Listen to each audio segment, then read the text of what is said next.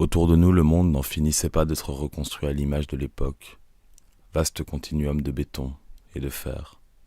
Les lignes droites succédaient aux lignes droites et rien n'arrêtait l'infernale circulation de la marchandise, matérielle et humaine. La misère n'était plus alors réservée à qui vit sans argent. La misère était affective. Elle se nichait partout. Et rien ne semblait empêcher l'éternel retour des angoisses et des euphories. Nous allions alors toujours par les mêmes chemins reproduire toujours les mêmes gestes.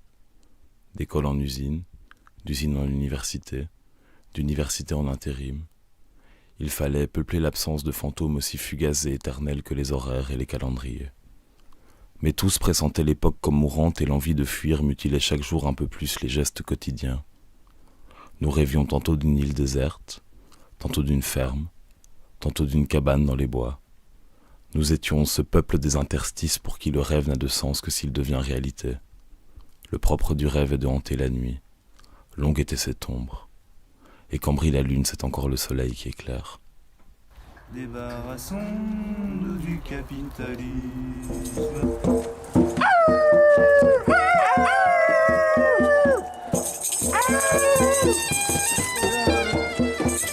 Comme vous voyez là.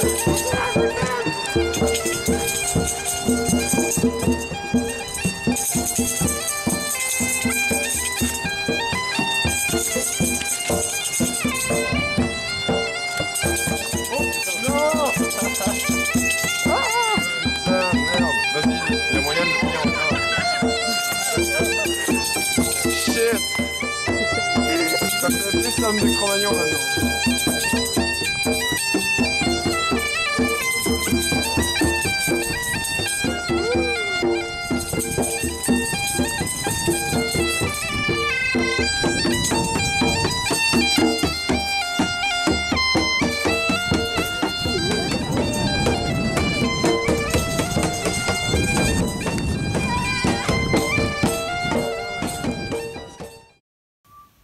Il y avait partout des restes d'environnement, des bois et des bocages, des dunes et des rivières que l'on menaçait d'intégrer au vaste continuum de la métropole. On disait emploi, aéroport, croissance, zoning, développement, surf park. On promettait toujours un bonheur dont chacun savait qu'il ne viendrait pas. Certains d'entre nous se résolurent alors à réinventer la joie et le partage. Nous suivîmes les sentiers de la conspiration vers quelques bois éloignés, du côté d'Arlon, de Nantes ou d'Athènes. Nous avions choisi la guerre contre ce monde qui nous a toujours été hostile. Non, arrêtez, arrêtez, arrêtez, arrêtez, arrêtez, arrêtez, arrêtez, arrêtez, non. Nous voulions là-bas fonder de nouvelles manières de vivre et d'aimer, de nouvelles coutumes qui feraient la vie plus douce et plus intense. Il fallait trouver les moyens de se défendre. Trouver les lieux où il serait enfin possible d'habiter.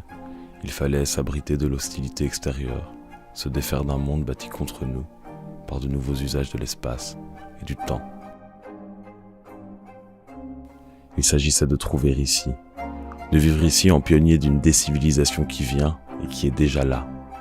Nous fixions alors des vertiges parsemés, des ombres peuplèrent la nuit des forêts, des hiboux contèrent des légendes au sable et au vent. Et comme une nuée, nous passions, volatiles et tempétueux vers la tendresse nouvelle, violente, agressive, la vie nue et recluse, monastique et coloniale, primitive et futuriste. Il s'agissait de trouver les moyens de se défendre, de ne plus laisser d'autres que nous nommer les choses sensibles du monde. L'abricot, Camille, Canette, Parano 4000, la désaxée, Soviète, la Delphine. Ce que nous habitions nous habitait. Ce monde nous avait dépossédés de tout. Nous voulions retrouver les étoiles, le chant des oiseaux, la rosée du matin. Nous voulions retrouver les chiens, les petits sentiers de boue. Nous voulions retrouver la brume dans les sapins. Il s'agissait de reprendre tout ce qui nous avait été volé. La tendresse, la violence, l'abandon. Il fallait trouver le moyen de se défendre. Nous savons à présent qu'il fait mieux vivre à l'abri d'une barricade, qu'il n'y a qu'à l'abri d'une barricade que nous pouvons vivre. Vivre déjà le monde que nous voudrions voir advenir. Ne plus jamais se laisser nommer par d'autres. Faire un autre usage de l'espace et du temps. Bâtir la commune.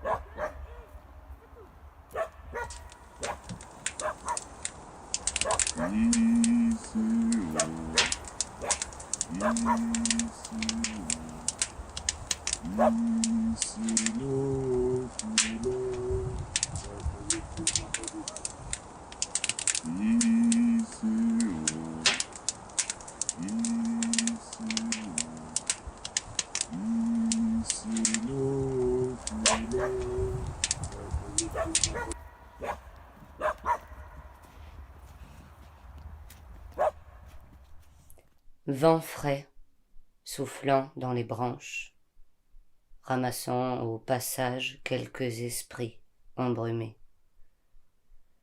Au frêle soleil du matin, réchauffant doucement l'espoir des lendemains annulés. Souffle sur les cimes. Ici, les oiseaux viennent s'éveiller, comme toujours. Gloussement des sols qui s'entrechoquent, murmure d'une terre qui roule, soupir de l'eau qui coule hasardeuse, râle blême d'un chêne complice, craquement dans les branches. Ici, les oiseaux viennent chuchoter, une fois encore. Lentement s'agglutinent hordes de corps meurtris, villégiature salutaire des esprits inconformes qui reforment des bandes informes aux contours inachevés et dont l'ombre dessine les dessins avoués. Effondrement d'une motte de terre. Ici, les oiseaux viennent s'organiser tant qu'il le faudra. Rythmes effrénés de percussions en transe, cris, chants et rires à corps déployés, non, amour, haine, désir, désespoir, excitation, vie pleine à craquer et qui déborde de tout. Chute d'un arbre sur la route. Ici, les oiseaux viennent pour danser parfois. Retombe le jour sur le marécage survolté. Les buissons sont tapis dans l'ombre des sapins ardents. Coup sourd, sec, lourd, qui brise la nuit d'un battement d'ailes hésitant dans le pleur d'une hirondelle. Souffle sur les cimes. Ici, les oiseaux viennent de s'envoler. Pour toujours.